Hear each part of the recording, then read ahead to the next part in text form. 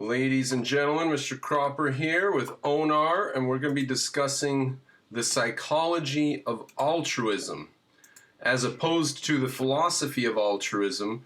Not that they are separable necessarily, but the psychology of altruism being a topic that we should think about and discuss.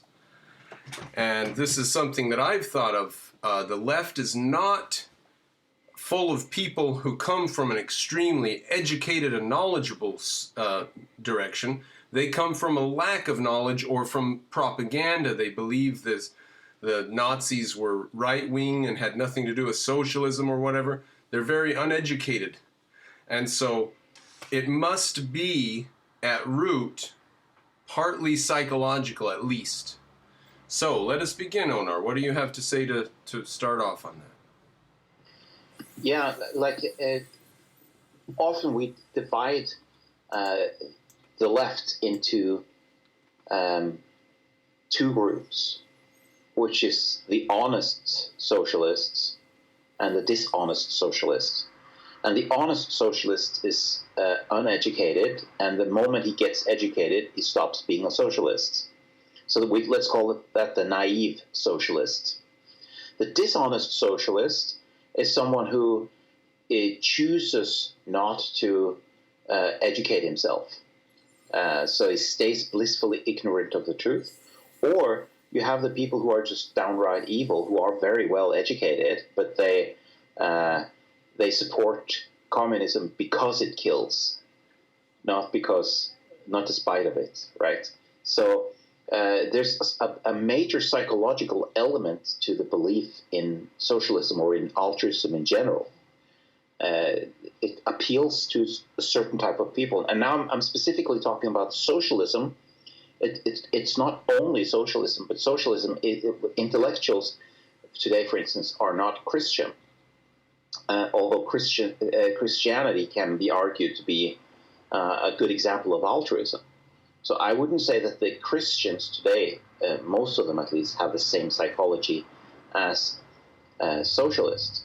So when I'm talking about altruism, I'm specifically talking about the ideology of altruism, which is not the same as a religion which has altruistic elements. Well, we do find in the Christianity of today a really big inheritance from the Enlightenment. And that hasn't been, from the 93 Thesis and Martin Luther, and all that great inheritance comes down to Christianity today. So Christianity isn't necessarily purified altruism, but socialism is. Absolutely, absolutely. In fact, I would say socialism is purified Christianity. I think that's undeniable, because Christianity is Platonism and socialism is Platonism. Voila. I would not make such a schematic reduction of Christianity, but I do see where you're coming from, definitely. Yeah. So we say then that the psychology of these people, the psychology of the socialists, is pre or sans education, without education. So it is a situation of propaganda, of brainwashing, of cultural Me Tooism? I think it's a mixed bag. I don't think we can make it down to one single formula. I don't think humans are that simple.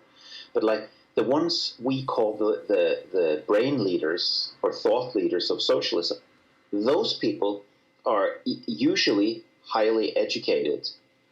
They're typically very smart, and they typically they're extremely unhappy about the state of society, and they are very ambitious. So there's a lot of psychological elements built into that.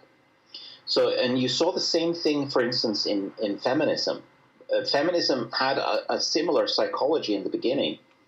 You had today we think of the early feminists as simply heroes, strong women who were fighting for the rights of women to participate in society. And that's certainly partially true. But what most people don't realize is that the so-called women in chains that were fighting for equal rights, they were extremely rich, extremely privileged women, and they had a far better education than 99% of men. Like most men in the 19th century couldn't read. But these were women who not only could read, but they actually often had a university education. They were very talented, and they were raised by nannies, so they had a dysfunctional relationship to the family. They saw motherhood as something denigrating, something that the lower class did, because they only saw lower class nannies in their lives. And so they were extremely envious of men, and they felt that they deserved to have a chance. And you can say, sure, they certainly did deserve to have a chance because they were talented. But the problem is that they are now put up on a pedestal as representatives of all women, despite the fact that they were very, very special in their outlook due to a very special position in life. And I think that most of the socialist intellectuals today are of the same ilk as the feminists. They're typically quite talented, they're quite educated, and they are extremely privileged. They are among the wealthiest people on the planet, and they have the greatest opportunities, and they at the same time are envious because they're just almost talents. They aren't as good as the Bill Gates and Steve Jobs of the world. So they feel that they are better than other people, but they lack that last little talent to make them truly great. Well, their talents seem to be getting along with getting along with the groups, fitting in and sticking with the line that they're supposed to toe. That seems to be their main talent, not going against the group, which is what Bill Gates' talent is. So you characterize it a little differently than I would maybe. You say they're envious of that one last step of real talent to get towards where a Bill Gates type person is. And I say their talents are, I think, sticking with the group, of fitting in. There's a certain people who have a talent of fitting in and reading other people and getting along with them and never angering the group and always being part of the group. And I think that skill set describes the socialists. I think that that's part of it, and that's what many of what I would call socialist minions have as a quality. But I'm talking about the elites, the socialist elites, the intellectual brains of socialism. Well, give me some names then, because now I need to concretize it. I mean, Hillary Clinton? I could say Ellsworth Toohey. He doesn't exist, but he exemplifies exactly the kind of person I'm talking about. He is a soul collector, right? He collects souls as his hobby, and he has a hobby of destroying other people. He doesn't like to see beauty, and he doesn't like to see talent. He wants to destroy it whenever he sees it. Yeah, I remember him leafing through with the tip of his cane. He was leafing through the screenplay on the floor, and the writer said, "Gee, Ellsworth, you really think it's good?" And he said, "No, of course it's not, you fool. But if we tell everybody that it's good, then they won't be able to tell the difference between this and what is good." That's right. And so Ellsworth Toohey is an abstraction. He doesn't exist in reality, but in one sense he is hyper-real, like in most mythology. So he is the exemplification of this ultra supervillain, the altruist supervillain. Like this, if you wanted to draw away the curtain and find the socialists, the masterminds behind the curtains of Oz, then that's who you would see. You would see Ellsworth Toohey. And Hillary Clinton is not, she's certainly envious. Like, she goes around is saying, the only reason I didn't win is because of Russian bots. Like now, and Tulsi Gabbard is also now a Russian bot or a Russian agent, and as well as Jill Stein. So she's gone completely bonkers, and people are starting to notice this. But I would say that she has the psychology exactly that I'm talking about, but she's not as talented intellectually as many of the the intellectual elites of the social. I mean, she's not an academic, right? So she's just a pure power figure. But she has many of the psychological traits that I'm talking about.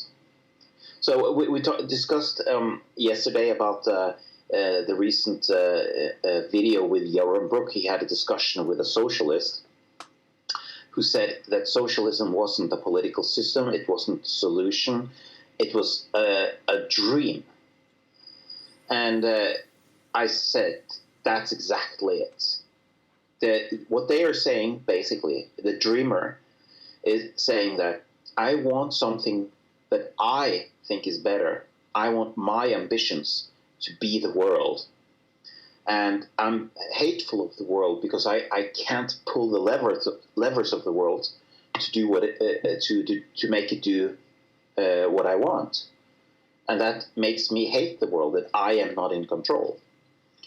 And so that's why you can hear him very ungratefully bashing capitalism, saying that people are not, they don't have any opportunities to live out their dreams.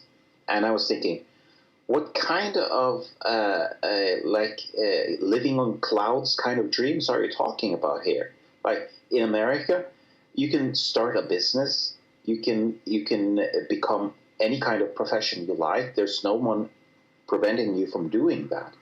And if you compare America to pretty much any society that has ever existed, even the poorest of the poor have better opportunities than did most people who were wealthy just a few hundred years ago. Not only that, there's a huge variety of things you can do in America. Like, let's say you are a socialist commie bastard. So go down to Mississippi and get 40 acres of land and start a commune. There are communes in America where people share everything, right? But that requires talent. Or let's say that you have virtually no talent at all, then you should probably open a charity and just take money in from other people. You're free to do that in America. You have so much freedom. But that requires work. Right. Just get elected to government and just do everything from there. But my point is that in America, it's not just that you can open a business and be a successful businessman. You can also open a business and give all your profits away and scrape by, if that's what you want to do. Or you can reject business and open a commune or start a fucking church. It's easy as anything to start a church in America. So we've got this weird situation in America where socialists can come here and be socialists. Yes, I usually, in debates, whenever I'm actually talking to someone who has a sliver of rationality, I point out that capitalism is the only system that allows every other kind of ideology. You can be a socialist under capitalism, but you can't be a capitalist under socialism. And you can be an atheist in a capitalist society, which is religious, but you can't be an atheist in any religious system. So, in other words, any kind of system that you can think of, capitalism is the only one that's tolerant of everyone. The only requirement is that you behave like a decent human being. In other words, don't kill, don't steal, don't rape. But that's too much for them. It's like, they don't want us to draw that kind of a line. Yeah, what kind of a monster are you? No killing, no raping? So that's what it really boils down to. And I've been mentioning it before in our talks a little bit about the difference in psychology types between open-minded people and border-minded people. And the people who lacks borders in their mind, and it can be like a psychological aspect of their psychology, those people will tend to blend. They confuse things. They fuse together things. Mine is mine and yours is yours, but yours is also mine and mine is also yours. This kind of thing, because everything blends together. And those are the kind of people who say, like, I want to have an apple. I want to feel free to have an apple, so I'll just go pick an apple. Or I liked that song, so I will just copy that song. I'll pirate that song because I liked it. And then someone says, no, but you have to pay for it. What do you mean? I wanted it, so therefore it's mine. And in their minds, everything flows up. So they don't. Property rights is borders, right? Borders between what's mine and what's yours, and they don't like that. Property is theft. Yeah, that's an oxymoron for you. They say it. Yeah, and well, they say a lot of things, and they say things that makes no sense to any rational human being, but it makes them feel good. Yeah. So the idea that there's a psychology behind the kind of people who are attracted to certain kind of ideas, I think that's important to talk about.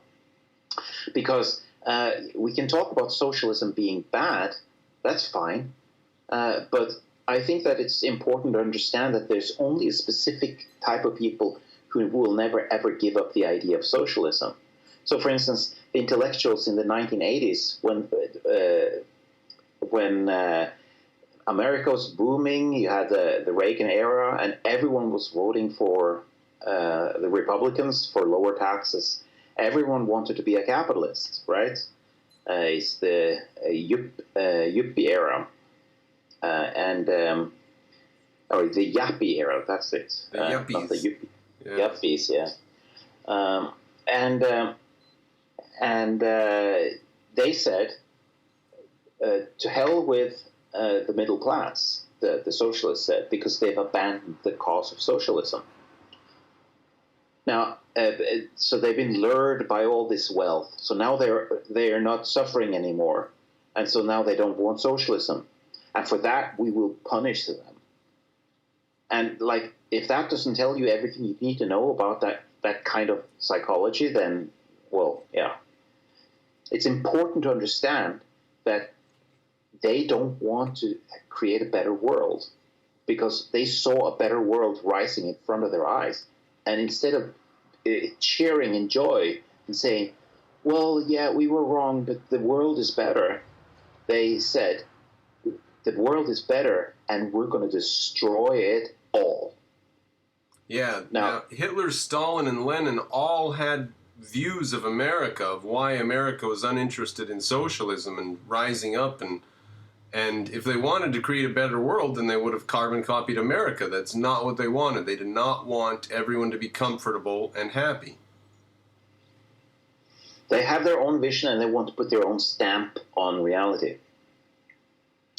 So it is ultimately a form of narcissism. So if you combine open-mindedness with narcissism, what do you get if you combine those two? A leftist?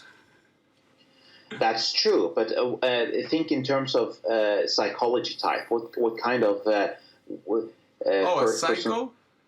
A psycho? Yeah, well, that unfortunately that is not filled with a lot of context because it doesn't mean anything. Okay, I'll give you the answer. The answer is someone who is so big in his head that he believes that he owns the whole world. Yeah. A psycho. Yeah. Well, yeah, but a special kind of psycho. It's a megalomaniac. That's it. A megalomaniac is someone whose ego is so huge that it includes everything in the world. That's weird. That's weird for them to come from that position because they're so upset about the egomaniacs like Donald Trump and company. Oh, but are they? No, they're not. They're not really. Okay, go ahead. Like when you have a friend, your two friends who are fighting against a tyrant, then you might be fighting the same tyrant, but for completely opposite reasons. You might be fighting the tyrant because you think tyranny is wrong. The other guy might be fighting the tyrant because he wants to be the tyrant. Have you watched Bridge Over the River Kwai recently? Not recently, but I saw that you posted a meme or a song from there. That's got a British lieutenant or a British colonel or whatever who wants to build the bridge, and he teams up with the Japanese guy, the army guy who's got them all captive. He's on the Japanese guy's side to try to get the soldiers to build the bridge. And then there's an American who wants to blow up the bridge. And he's also a prisoner of war. So you got the prisoners of war have divided into two teams, one of which is helping the Japanese for the sake of the prestige of the British Army building a great bridge or some stupid nonsense, and the other one who's wants to blow the bridge up when it's done. Anyway, that was a perfect example of what you just said. Absolutely. So the people who hate Donald Trump, they hate the fact that he's threatening their chance of being a tyrant, right? Yeah, they're jealous of him. Well, jealous is, I mean, in one sense they're jealous, but that requires that you feel that he should have been you're jealous of your spouse or something like that, someone you have a close relationship with, but they're envious, which is not the same as jealous, right? Right. So it's a combination of envy, but mostly hatred, because they're not envying his abilities. They're envying the fact that they're hateful of the fact that he's taking away their power. So he's ruining their picture of how the world should be. So in their world, they rule the world, and now he comes and drains the swamp. What the hell is that? Like, he's ruining the party. Yeah, and how could he ever have gotten elected? The people couldn't possibly support him. It must be a scam foisted on America by Russians. Yeah. That's such a delusional state that they live in. Yeah, because what they're basically saying is that the American people had the audacity to choose someone of their own liking that went against the elites. How dare they? Like Greta Thunberg says, how dare you? And they want to undo the election because the people chose the wrong candidate, because they didn't choose their will. Do you remember when France voted for the EU Constitution? Do you remember that? They voted non, and then they did it again. And, yeah, that's right. Yeah. And then I don't think it passed the second time either, and then it just went into effect after that. Yeah. That's what their dream is. Their dream is for us to vote for Trump, and Trump gets in, and then they kick Trump out, and they take control, and the FBI and the CIA orchestrate Trump's downfall. That's their dream, is to run it just like France and California. Yeah. And the thing is that they don't. They think that they are the heroes here, right? There was a guy recently. I forget who he said that he's like, yes, there is a deep state. There's a deep state of patriotic people who are fighting the corruption of Donald Trump. Yeah. And if that's how you look at it, fine. But there's a deep state that's trying to overthrow a lawful election. That's what's really going on. But that would imply something like that the will of the people is important, or something like that. The people are to be molded. Think of the Chinese emperors who they put little babies when they were born. They put them in vases to mold them into have a vase shape. So they were freaks of nature, right? They looked like a vase, a walking vase, or a pot, and they did it just for fun. The Chinese emperors. but it did have an element that I can mold and shape the human to anything I want. I have the power to do that. And if the normal, natural human form does not please me, well, then the human form will just have to bend to my will, right? Yeah. Now, when I listen to Hillary Clinton or to all of these Democrats, or not just them, but the people who are supporting the deep state, I always think of that emperor who wants to mold and shape this little baby into like a blob just for his own amusement. That is what we're talking about. That their psychology is that in order to be self-fulfilled as a human being, they have to control everything. And it's only when other people submit to them that they can feel whole, or that's what they believe. I don't think that Hillary Clinton ever will fill that hunger she has. She fills it with Chardonnay instead. Yeah, this reminds me of the 1945 through 48 period in Germany, where it was said, in East Germany, where it was said among the party that everything must appear democratic, but the socialists must have complete control at all times. And that must be what is being said behind the scenes in the Democratic Party today. We have to make it appear that we're allowing the vote and there's a debate and all this, but we have to have complete control over who actually wins the candidacy or whatever. I actually don't think that they are that honest as the Nazis were, because the Nazis never actually made any attempt of claiming to be democratic. No, I'm talking 45 through 48, after the fall of the Nazis. In East Germany, after the Nazis fell and they were rebuilding Germany, everything was supposed to be democratic. You know? Yeah, but that's which is why it was called the DDR, the Deutsche Demokratische Republik. Yeah, and they did have votes and stuff, but one guy who won was then thrown out of a window and stuff. I mean, accidentally fell to his death. So, yeah. But they allowed voting, and they had a certain amount of discussion and so on, but they were in control of everything the whole time. Or to quote a famous Blackadder quote, he accidentally repeatedly stabbed himself in the back while shaving. Yeah, that's the situation we're in. Did you hear about the Playboy model who said there's definitely a huge pedophile ring that tortures and kills and rapes children, and I will not commit suicide, and if I do die, it is not suicide, and she's dead. She's turned up dead a couple days ago. I did not know that. That's on the it's the latest one. Oh, massive drug overdose in her home in Argentina. Well, that's interesting.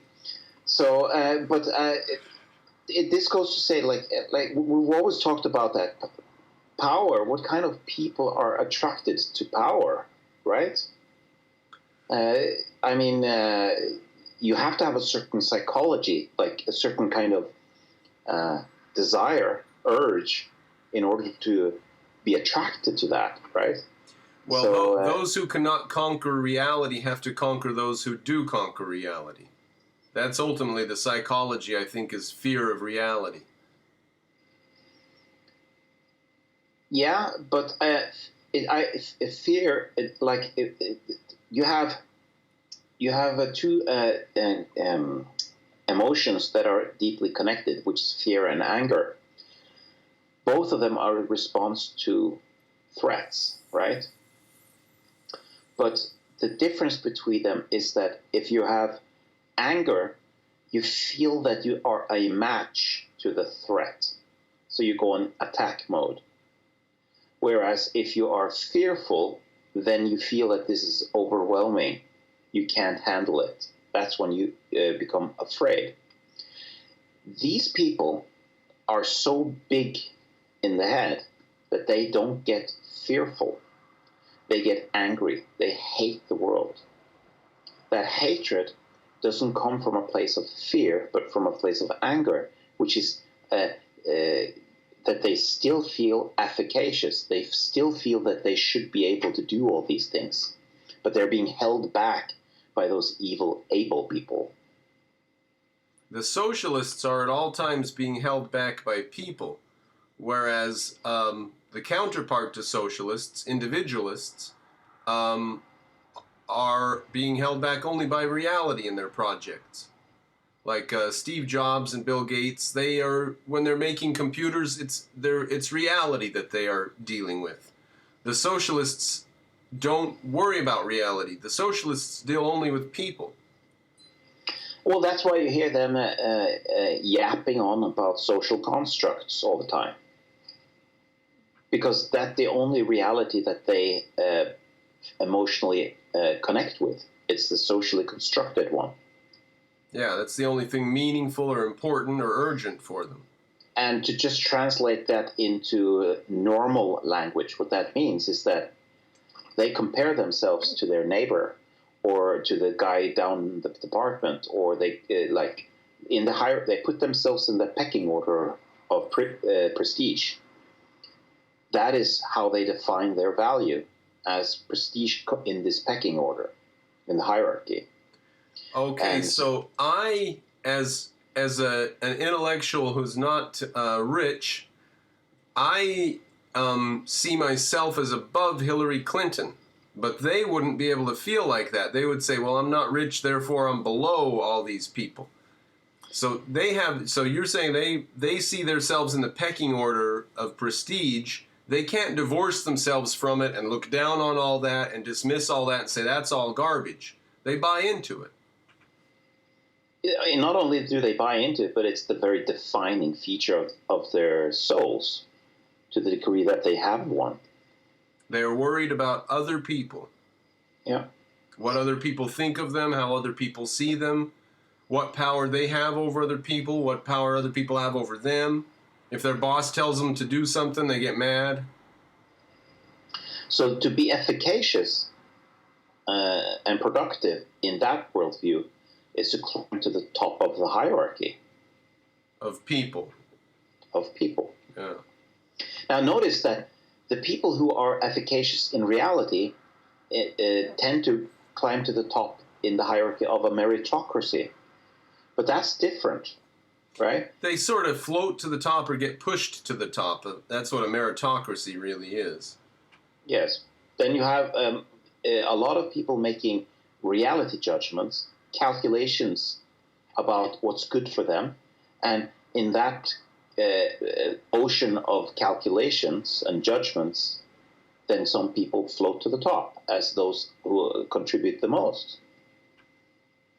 Now that's very, very different from having a socially constructed hierarchy where the people who happen to have the most guns or power are at the top.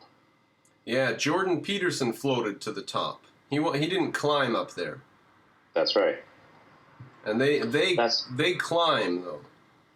That's meritocracy, Jordan Peterson. Yeah. Whereas Hillary Clinton, I mean, there are so many people that have accidentally died in her wake. It could be just a probability, like a low probability event, but the odds are very low. She leaves corpses in her wake, and it could very well be that that's how she climbs in the world. And then she gathers dirt on various people, and she cashes in on favors, the aristocracy of pull that Ayn Rand talked about in Atlas Shrugged, right? Yeah. And there's no place for these people to climb unless capitalism has created a system of wealth for them to aspire to. Well, they don't see that. They try to take credit for everything and that's good, and they try to blame everything that's bad on everyone else. And the socialists... Go ahead. Actually, they prefer blaming the people who are actually good. That's what gives them the greatest power kick. Now, they are in a weird position today compared to Marx, I think, because Marx said capitalism has to create the wealth and then socialism will redistribute the wealth. But today there are a lot of socialists who are saying that capitalism doesn't create wealth. We have to protect people from capitalism. They've lost the narrative that capitalism creates the wealth and socialism redistributes it. They are now saying capitalism just destroys society, kills people, robs people, is racist, is destructive. They've lost the original Marxist narrative that capitalism creates wealth. Yep. They're so envious and hatred filled towards it. They can't even see the original value that Marx saw in it. Marx said, yeah, well, at least we've got all these factories and everybody's wearing shirts now and everybody's got clothes and houses. Now let's seize the factories. And today they aren't even that sophisticated. They're less sophisticated than Marx, which is hard to do. George Reisman, in his Opus Magnus, I think it's just called Capitalism. It's a very thick book on economics. In there, he made a very important point that I almost never hear anyone say, and he's the first one who I've heard say this, and it could possibly be his own original argument. He says that in a capitalist system, it's not only those who own capital who benefit from the capital. You benefit from capital when other people own it and use it well, because they use the capital is the means of production. If that's in the hand of the good people, then they use it to bring down the price of products that are the products of capital, and everyone benefits from that. So you can just basically sit down in a chair and eat popcorn while you see all the prices fall around you. And you don't have to lift a finger for that. This just happens magically without owning a single dime. And all you have to do is get a job in order to benefit from that. And that's not very hard because the capitalists are fighting for people to work for them. Yeah. All you have to do is get a job, which means all you have to do is find a way to benefit other people, and you can take part in the extravaganza. And so another idea that's very related to this that Reisman pointed out is that when you're going to a workplace to work, the capital owner gets a profit from that. And Karl Marx argued that this was unearned profit. It was just rent seeking. Whereas what he says is no, it's actually it is a form of rent, but you are renting his capital in order to produce things. And I don't know if it's he that is, but this is a very good example of that. This is the perfect example. Suppose you save a lot of money, you work for a long time and save up lots of capital, and you buy a car. And what you do is that you start a taxi company or an Uber with that, and you say, I'm now going to rent out that car to a taxi driver. And he pays a certain amount of money for every customer that he gets to me. So of the income that he gets, that he drives, let's say he gets for every $10 he earns, he has to pay $4 to the taxi owner. Now that's rent for usage of his car. And if you think about it, that's perfectly reasonable. If you want to use it, like normally, if you want to be a taxi driver, you can't do that. But now you actually have the ability to go to the taxi shop and rent a taxi that you can use to earn money, to create wealth with. And so when you are getting a job at a factory, you're actually, in fact, leasing the factory. You're renting a spot in that production system to be able to perform tasks that you are able and produce things that you can sell. So that's what the capitalists are getting paid for, and that's an argument that anyone actually can understand. And if not complete sociopaths or socialists, they will understand this and appreciate this. So I've had great success talking to rational people about this. Yeah, I would just add one more example from my own line of work on Friday nights and Saturday nights, where I wait tables, and it's like they have all these cooks and managers and computers and a bar fully stocked, costing $1 million or something, you know, and I go in there and I just swipe my card in a computer and I'm clocked on, and then I have my little section of tables, and it's like I'm a business owner with these tables, and people come in and they deal with me, and I'm the businessman, and everything goes through me. I'm the face of the company. And then when they say thank you and they pay and they leave, I'm the only person that they've dealt with that whole time. And it's like my own personal little business over in the corner of this restaurant. And I can't be mad that they've hired all these cooks and a bartender and stocked all this food and drink for me to come in here and make some money. Why would I be mad about that? And yet if I were a socialist, that would make me mad. What you just described was like a restaurant for Uber restaurant. Well, it's virtually every restaurant. That's the setup of restaurants. I mean, it's restaurants are like Uber. Yeah, and but of course it is. But it's like when people understand Uber.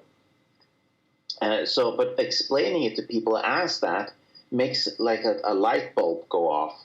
They actually start understanding how the capitalist system works, and like when no one reacts. If you're a businessman and you rent an airplane, in other words, you buy an air ticket to go on a business trip, no one is then would say that, oh, you are, as a business owner, are being exploited because you had to pay for riding an airplane. How is that different from you going to a restaurant and paying the restaurant owner for using the restaurant to do restaurant business as a waiter? Yeah, seems to be the same thing. Yeah. Now, this is what we're talking about here is a kind of rational argument that I would say appeals to completely normal, sane people. If you explain this to ordinary people, they will understand it. If you explain this to a socialist, he will not say it in exactly the words I will say it now, but he will think it and he will act it. He said, exactly what you talked about now, the empowering of the individual, that is what I hate and want to destroy.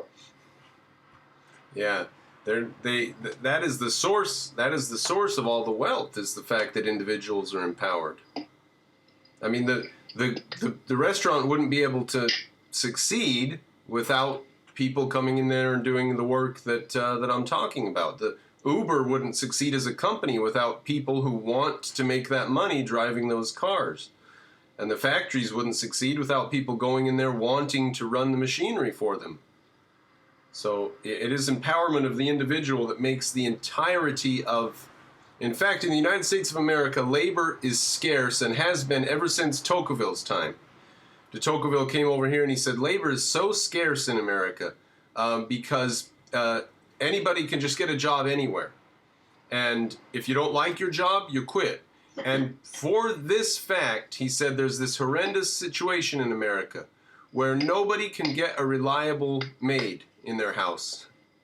If you have a maid in your house in America, you have to use kitten gloves and talk politely with them, because at the drop of a hat, if you're mean to them or rude to them, they'll just quit and walk out on you.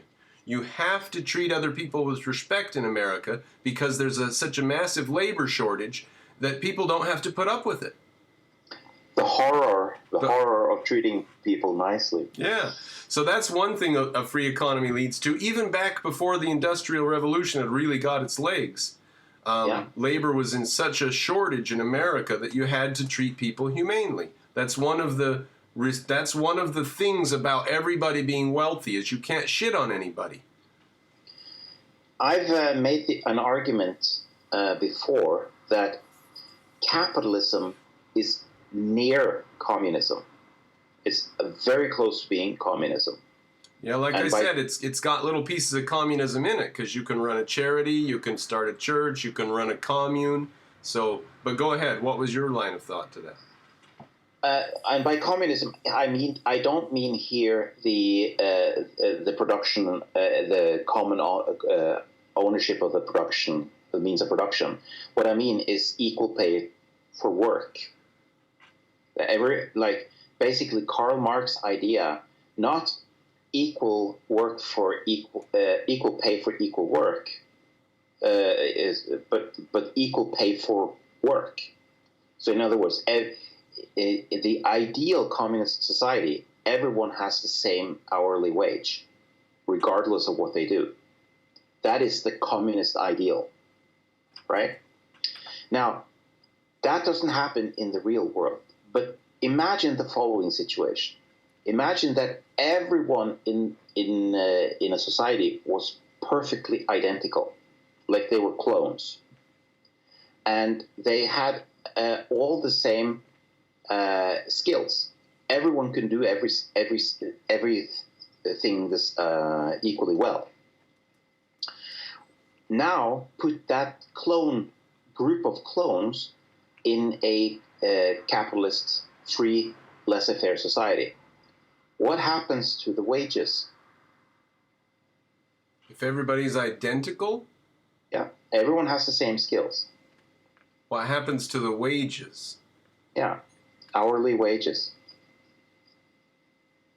They would flatten out? I don't know. I mean, there's so many need for so many different things, lawyers and stuff. I mean, yeah, but if everyone can become a lawyer, then you wouldn't pay a whole bunch of money to somebody who could lawyer. Because you can get anyone off the streets and they could become a lawyer. So you just offer $10 an hour to everybody. You would get, the competition would just flatten out all the salaries. So everyone would have the same salary, which is precisely the communist ideal. Now there's a little bit of it doesn't quite work like that, because some works are more dangerous than others. Some works are more uncomfortable than others, and because of these differences in the actual work, then they will have different compensations. Some require more longer education, and because you need to catch up that education gap, then you need to get paid for that. So, but barring those tiny differences that everyone sort of understands, everyone understands that if you're working in dangerous work, you get greater compensation for that. But barring these differences, the salaries would be the same. So if we could say in an ideal case where the risk was the same, everyone had the same interests, everyone had the same level of educational requirements and so forth, then in a free market system, all salaries would be identical. Basically, you have the guy who's sweeping the floor, he would have the same salary as the CEO of any company. So we have differences in wages in capitalism because people are different. Yeah, as a result of the differences in people. Yeah. So, so what the communists? So that's why we have, like, you have the Nazis on one hand and the communists on the other hand. The communists refuse to accept that people are different, and so they say, because we see differences between people, it has to be oppression, right? The Nazis, on the other hand, say, we understand that people are different, but we don't like it, so we're going to put those we don't like in gas chambers so everyone becomes equal. But it's all about equality. but they want to equalize, and they want to undo the unfairness of reality that some people are born different from others. Now, the communists would never admit to that. They would say that it's all because of capitalism. But it is fundamentally that's why they don't like talk about genetics or anything like that, because then they would have to admit that they want to kill people because of their genes. That's what it boils down to. So they make up other reasons for why they want to kill people. It's the evil capitalists who are doing this, or the white people have white privilege, and therefore we need to kill them. Right? And it is evil heterosexual men. They're evil, so we need to kill them. Because think about the poor trans people, that kind of thing. And the desire to kill doesn't necessarily manifest itself in actual murder, but they want to kill them socially, like get them off Facebook, kill their Facebook accounts, kill them, kill their work career, and so forth. So they want to unperson them, which is a form of it's a form of mild murder, like taking away the spirit of a person, making them into a nobody. I think they want to murder him. I think they'll do it if they can, and I think they do it when they can get away with it. Well, as I typically say, that the difference between a happy socialist and an angry socialist is that the happy socialist, he only wants to enslave you, whereas the angry socialist, he wants to murder you. Such a nice group. Normally, when like the people who are conservatives or libertarians or just generally decent people, when they're happy, they just want to live their own lives. And when they're angry, they're fighting to regain what has been stolen from them. Their freedom. Their freedom, yes. When socialists, in their happy states, they say I can live with just enslaving the whole world and making them do what I want. That makes me happy. I'm feeling good right now. People are listening to me, yeah. But when they have the audacity to elect someone like Donald Trump, they go into a murderous rage. Yeah. They were happy when the discussion was all about free college and free tuition and free medical care and stuff. And then then they were discussing of how to enslave people and who was best at doing that. Now suddenly we're talking about deregulation. It's like, what the hell? Some people have to die. Yeah. So then you have Antifa, who are now they're play murdering people. We're in a state of play. They're sort of trying out the limits. Can I get away with punching a Nazi and like that? Or if I play like Julius Caesar dressed up as Donald Trump, murdered on stage, can I get away with that? You hear the murderous rage, and you hear people saying that they want to be violent. And they say this on CNN, that they want to do something violent against Donald Trump. I want to punch him or something like that. Yeah, they are definitely, and these are the same group of people that have went on for the last 20 years about dialogue, about everybody just needs to sit down and talk. And when one of the Koch brothers died, even despite the fact that they have been quite pro-open borders, they still cheered his death, the older Koch brother. Yeah, now, isn't he a leftist, or wasn't he paying for the left's goodies? No, he's a libertarian, right? But he wanted open borders. So. Yeah, but like libertarians are crazy, right? They're disintegrated, so they believe in some elements of freedom, but then they have this open, wishy-washy thing. Anarchy. Yes, so they're disintegrated. But this is a guy who has done a lot to promote the ideals of the left, and if they had any decency, like on just as an ordinary from one comrade to another, they would say, well, okay, this Koch brother, he was rich, but at least he helped with open borders. No, they just celebrated that he was dead. Well, they're attacking Tulsi Gabbard. I mean, they have there's no honor among thieves, and they're all thieves. It's backstabbers, yes. They're backstabbers, yeah. And just look at what Hillary and Bernie, from the 2016, when Bernie had everybody's support, and they just pushed it under the table and put Hillary up there. Yeah. I mean, they have no honor. They have no code of honor at all among them. So this is also why I think it's so important to not just talk about the philosophy or about the politics or about the economics. I mean, all of these things are important. But when we're dealing with people who can never be convinced because of a certain kind of psychology, I think that's important to know. I think it's important for people to understand that we're not really dealing with social issues. It's not political or economic struggles that are the problem. There's a group of people who wants to have power, and they're not exclusively on the left. Some of them, or many of them, are in the Republican Party and call themselves conservatives. But like recognizing that these are actually the people who are pushing the agendas, I think it's important to expose the kind of people that they are. Yeah, you mentioned political and economic struggles are not the problem.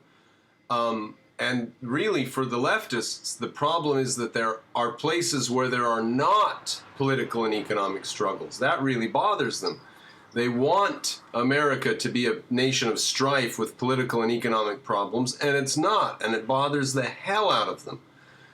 In Norway, we had a discussion. It lasted for a very, very short time. It was like cut off in its infancy.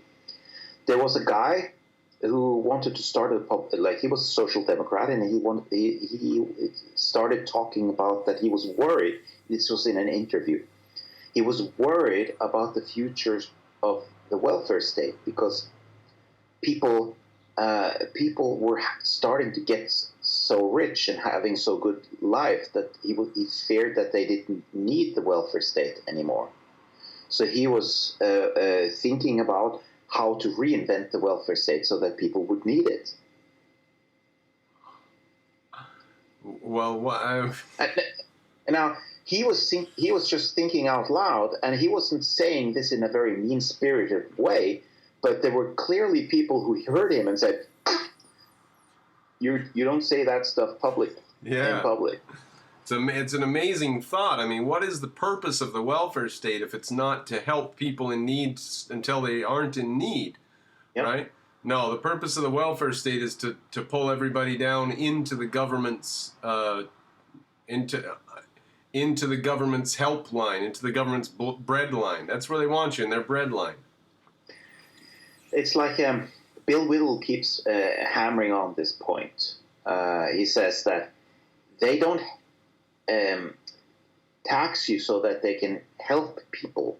They help people so that they can tax you. Yeah, that's actually the direction it goes. And like I say, there's not a problem with political or economic situations in America. Everybody's happy and there's no civil war. And they don't like that. They want there to be problems so that they can be the savior of the problem. Like California, they're creating unemployment and homelessness so that they can solve it.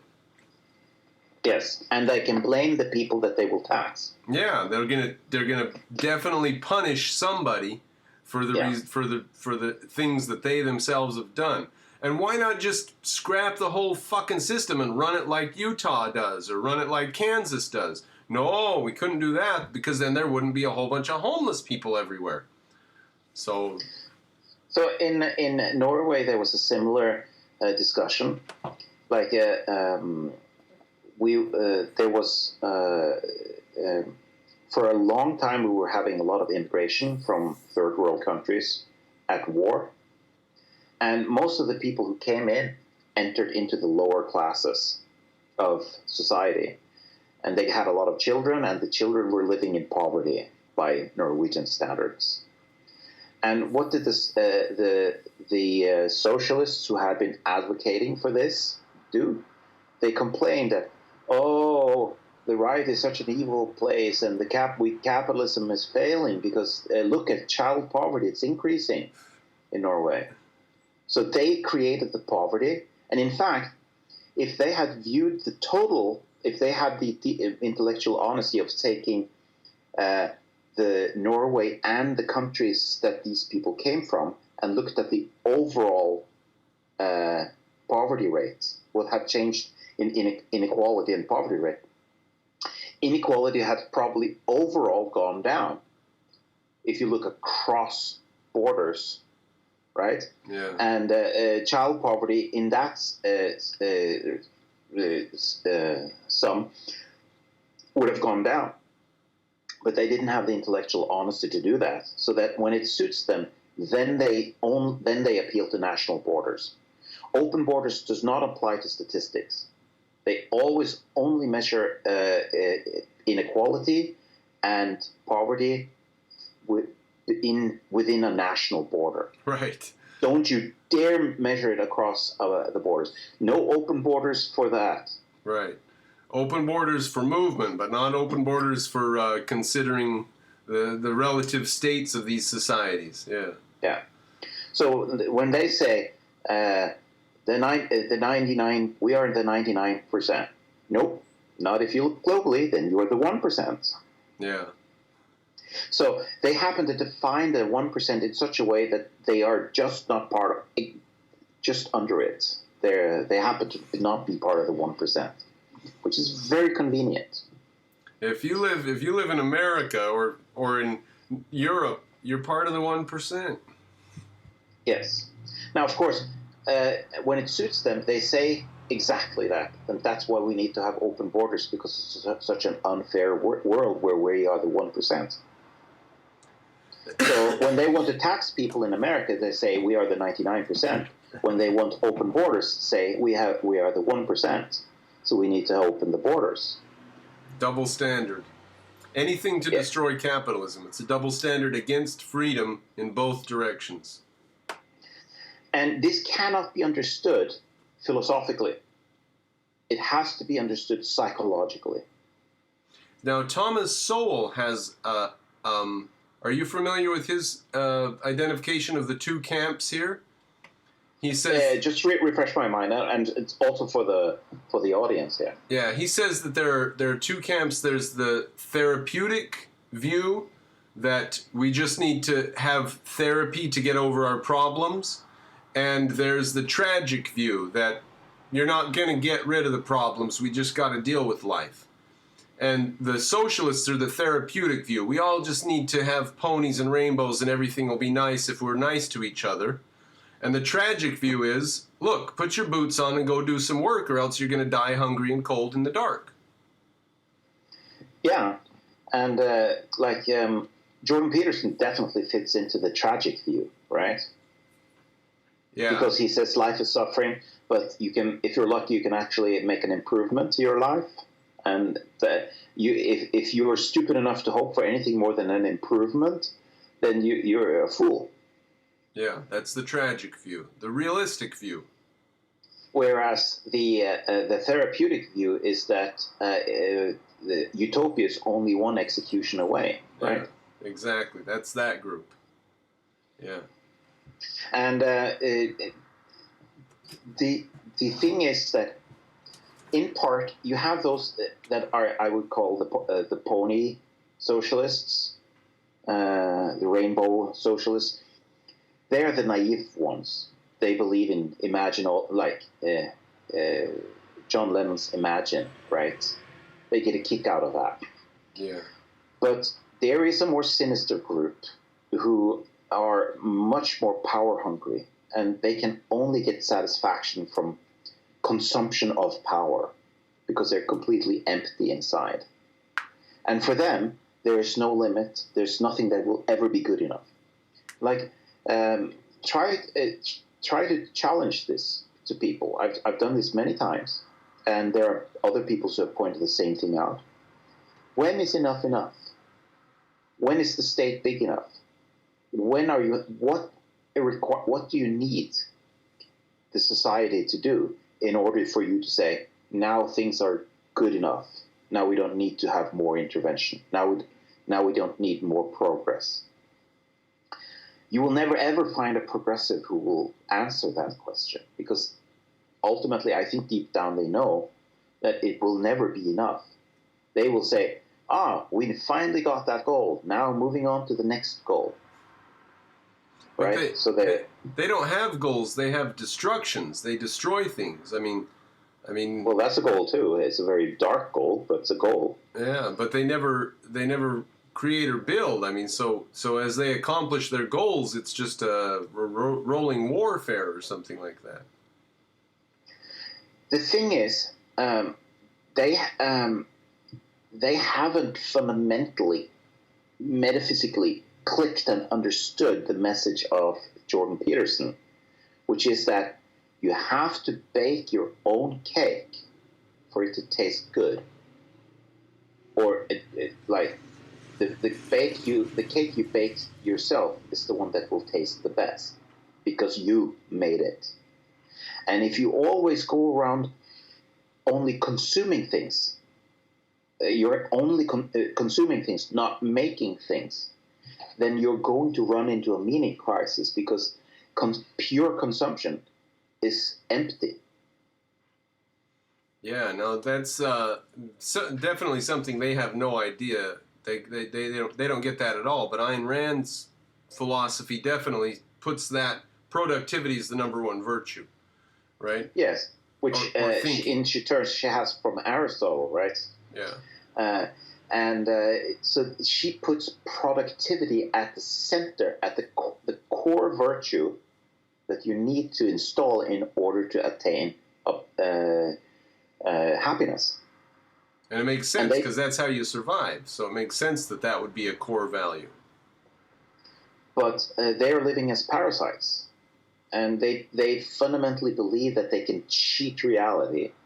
That if they can consume themselves to happiness, and if they don't have to work for it, they can just force people to give those stuff that they want, and they believe that'll give them this deep satisfaction in life. But happiness is not only a one shopping spree away, right? Shopping. If you just give people a lot of money to go shopping, they may get a kick right there and then, but it wanes. It loses its power because they didn't do anything for it. And it's like in Mr. Plinkett. I'm glad you saw that review. He's brilliant, and he says, "You might not have noticed, but your brain did." Half in the bag.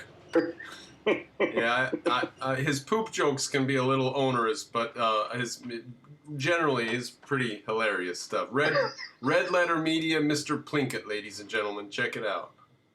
And especially his classic Empire Strikes Back. No, not Empire Strikes. The Phantom Menace. Yeah. The Star Wars Episode 1 and Phantom Menace review. That's epic.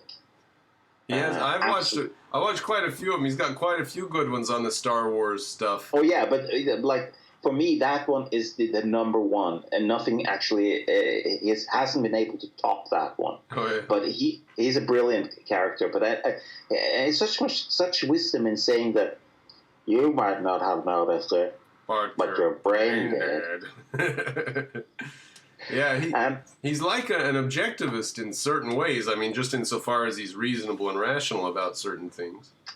Well, actually, I absolutely love his outlook. That what he does, he's taking on he's a parody of the anti-hero.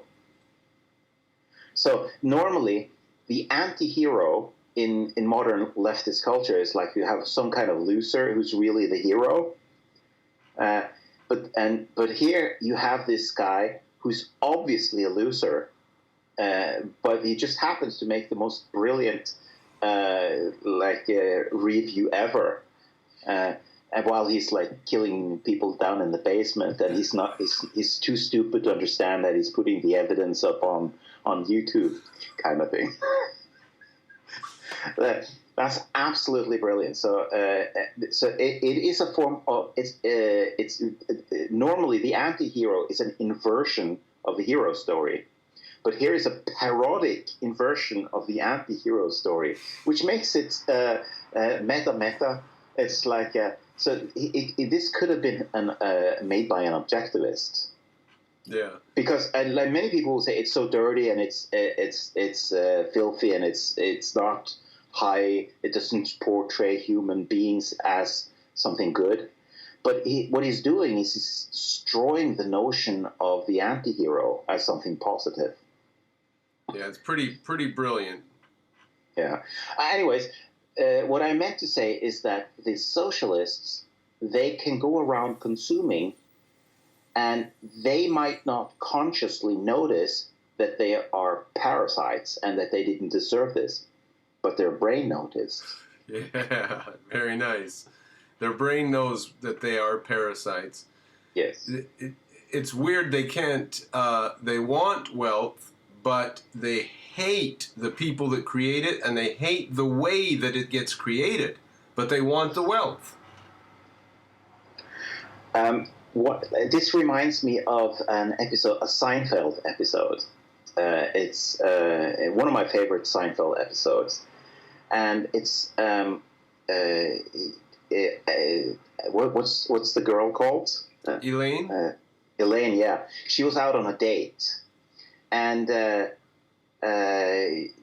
while she's on the date, on the way back, the guy is sitting in the car next to her, and she's about to leave, and he takes his dick out. I knew you were going to mention that scene. Yeah. Yeah, and then he first talks she talks to Seinfeld about it, and what happened? He took it out. What do you mean? What do you mean he took it out? He took it out. It out like that. And she goes through the same thing with George, and he's also completely bad. And then she comes to Kramer, and she says he took it out, and he said, "Oh, maybe he didn't mean to." So it's like it was such a completely natural and normal thing for him to take the dick out that his immediate reaction was that maybe he didn't do it on purpose. So he immediately understood that it referred to the dick, and then he took it out, and he wasn't shocked by it. He was just like apologetic. And that's what I'm talking about. The brain knows. Yeah. Right. So he's a pervert, right? And he through his act, it spills out that he understands things that he shouldn't be understanding, because decent people don't immediately understand something like that.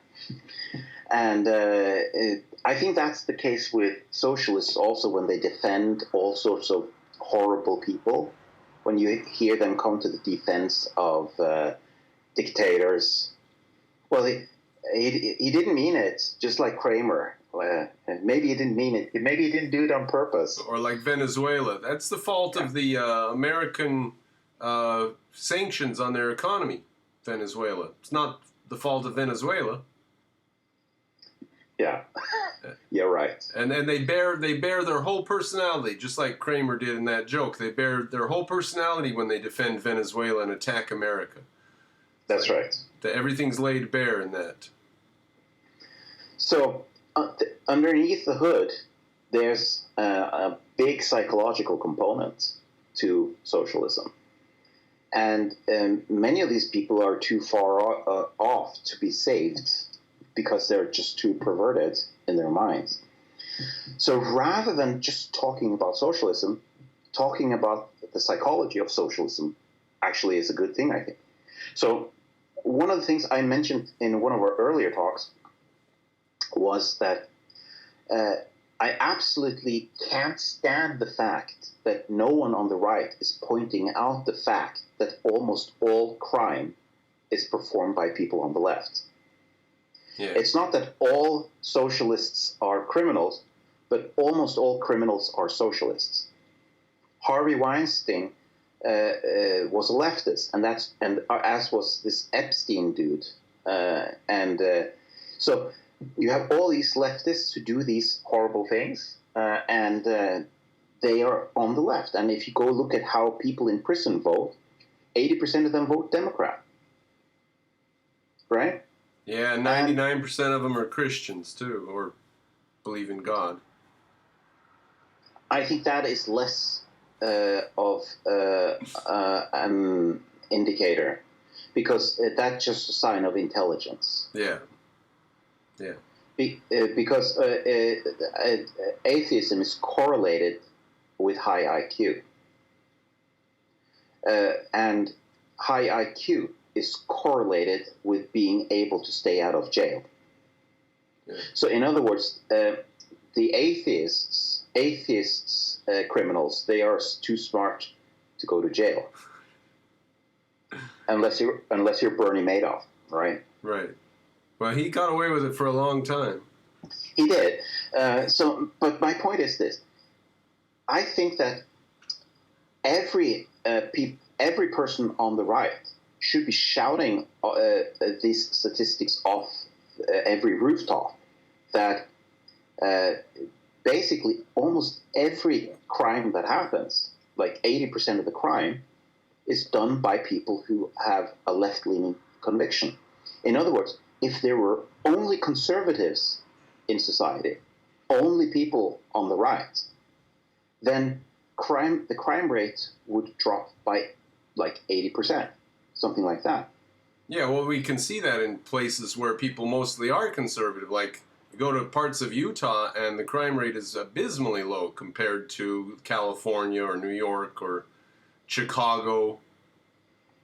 So yeah, but people on the left have this idea that the further left you come, the better a person you become. And they have this vision that if you move further and further right, the more deplorable you become, the basket of deplorables. So then you're just moving more and more towards awful humanity. But the fact is that it's on the right that you find all law-abiding citizens, or most law-abiding citizens. And the left has no respect for the law. They'll depose a president if they please. Yes. Now, and I've noticed that when I say these things to leftists, they do exactly what you expect the leftists to do. I mean, they're dishonest. So when you tell them the truth, they just dismiss it, and they laugh at you. So even if the facts are there, they will not look at it, because that's. And when I say "ha," and I say that reaction you just did there is precisely what a criminal would do. Exactly. That's precisely what how a criminal reacts to the facts. So because you have a criminal mind, and you are refusing to look at the facts because you're evading reality. And that's precisely what criminals do. And when I say that, they just run away. And I say, now you run away just like a criminal. Or the response... You might not be robbing any banks, but that might just be because you're a coward.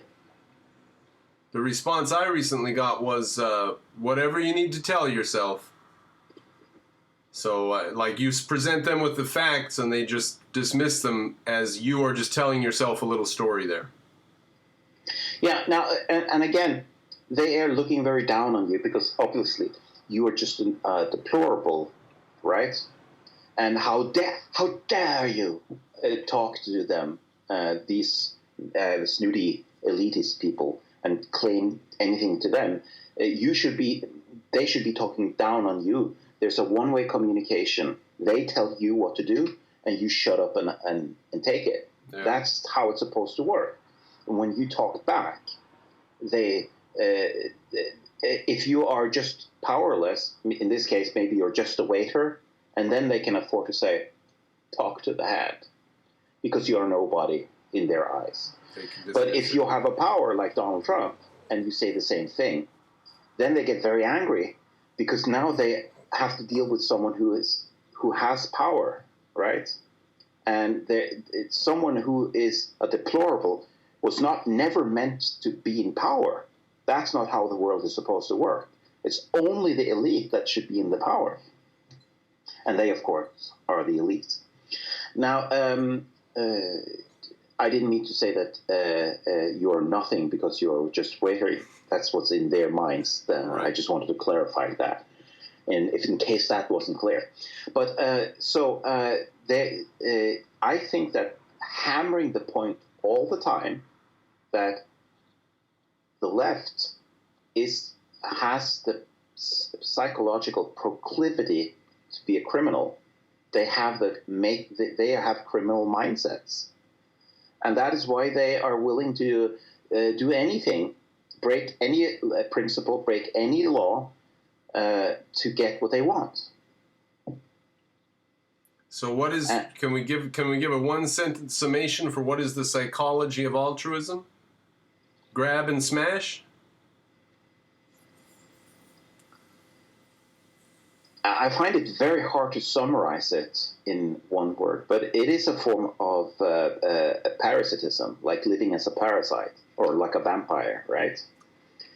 They evade reality, and they imagine themselves to be perfectly good people, and don't recognize that they have allowed a rot to enter into their brain.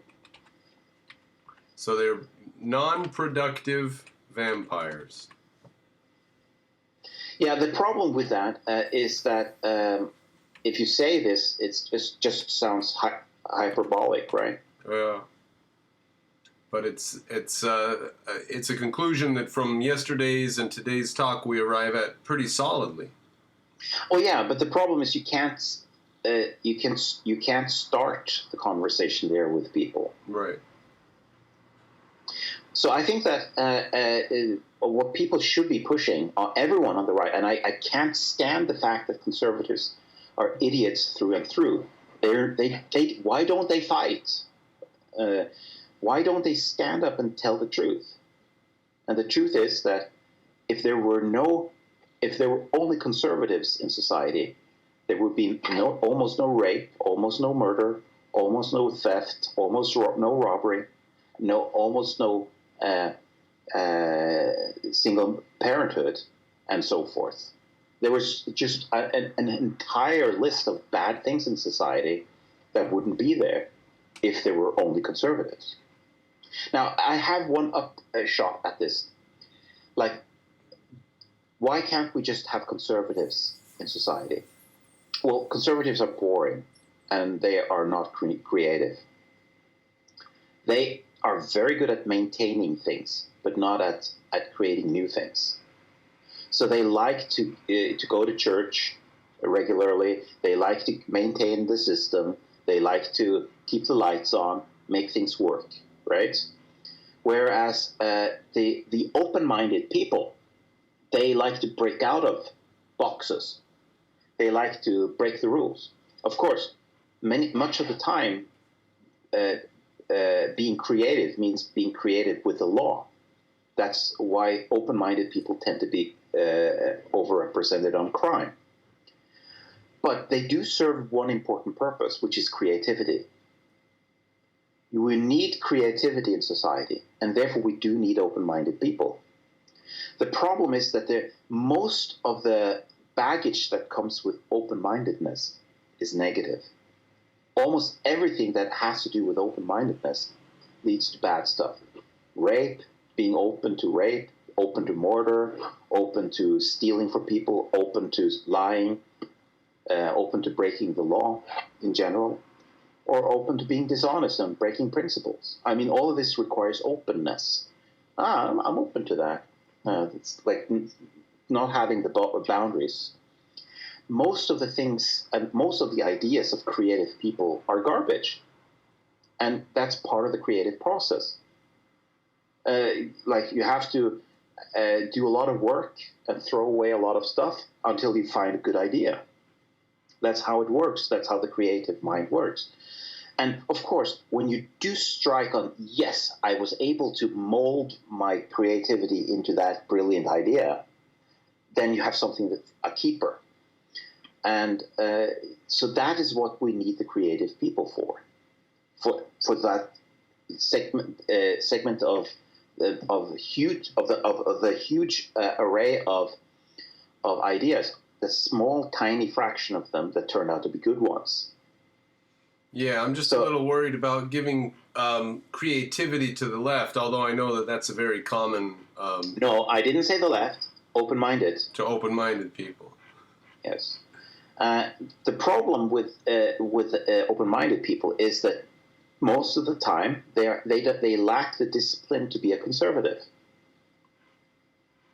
And when I say conservative here, I mean socially conservative. I mean like getting a job, not having children out of wedlock. You understand what I mean? I don't mean conservative in the sense of having necessarily to go to church or something like that. Just a law-abiding normal citizen. That's what conservatism is coming to mean today. There are a lot of atheists and libertarians and so on that fit that conservative mindset of everybody just needs to get a job and let's try to educate our kids and pay our taxes and maintain our borders. And I think that there's a positive spin here. Like, I didn't just say that people who are open-minded are bad. I mean, what I'm saying is that society or biology natural selection didn't produce this bell curve of people who are both open-minded and border-minded just for fun.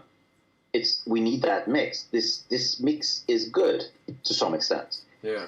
But most people need to be conservative, and we can only sustain a certain amount of open-minded people. And those who are open-minded, they are at risk for bad behavior. So almost all the bad things that happen in society is due to people being open-minded. Now, if you have an open-minded person who believes in Rousseau's crazy idea that we're born good, then you have a person who is leaking, his mind is like leaking bad and good ideas from everywhere, and he has no filter, and he's allowing any kind of impulse from his subconscious to come up and colonize his mind. And he can't sort out his impulses and ask whether or not an impulse is proper, because all impulses are natural. Because we're born good. So he doesn't use a mirror. He doesn't look for the beam in his own eye, right? Right. He doesn't self-reflect. He has no conscience. And if you have a person who has no conscience, and especially an open-minded person who's just leaky in his mind, everything just goes in, no filter, that's an incredibly dangerous person. That's a person who can just think that for some reason putting 100 million people in concentration camps is a good idea because he felt like it. And that can't possibly be bad because, I mean, he's a good person, right? Because everyone is born good. Now, the open-minded people tend to be younger, and as you get older, you tend to be more conservative. Yep. And that is as it should be, because of course, we would want people who are established and have their wealth to be the conservative ones who want to keep the lights on. And the young people who don't even have an apartment yet, they can go out and be a crazy painter or write some stupid novel or something, and while they don't have any wealth. Absolutely, absolutely. Now, of course, some people are lucky enough to be able to sustain a creative lifestyle throughout their entire life, and that's wonderful. And being open-minded is not the same as becoming a socialist, because you can still have a discipline. You can still be reality-oriented. It's just like, but you have to work. If you're leaning in the direction of open-mindedness, just psychologically, then you need to work harder than other people to discipline yourself so that you don't end up as a socialist or as a parasite, whatever you want to call them. And this is like saying people who have genetic predisposition for diabetes, they are the ones who really need to be careful about what they eat. Yeah, if you don't have a predisposition to diabetes, you can afford to not be so worried about it. You're freer in your diet. Yeah. But if you do have a predisposition to diabetes, you should be very careful. So when you're open-minded, like we have this strange paradox here that people who are naturally habit-oriented and just like habits and structure and order, they are best at discipline, and they are the ones who least need it because discipline naturally appeals to them. But the open-minded people are the ones who are least capable of being disciplined just by natural inclination, but are the ones who need it the most. So it's precisely when you're open-minded that you benefit most from discipline. Okay, I have to go now because I'm losing my losing my electricity here. All right. My battery's gone. I think we covered the ground we meant to cover, so... Yeah. Very good. All right. Thank you, Onar. We will we'll be in touch and do this again soon. All right. Talk to you soon. Bye-bye. Bye-bye. All right. Thank you for joining us, ladies and gentlemen. Please go to Patreon and donate $5 or $10 a month to my project so that I can spend as much and more time doing these videos. Thank you for joining.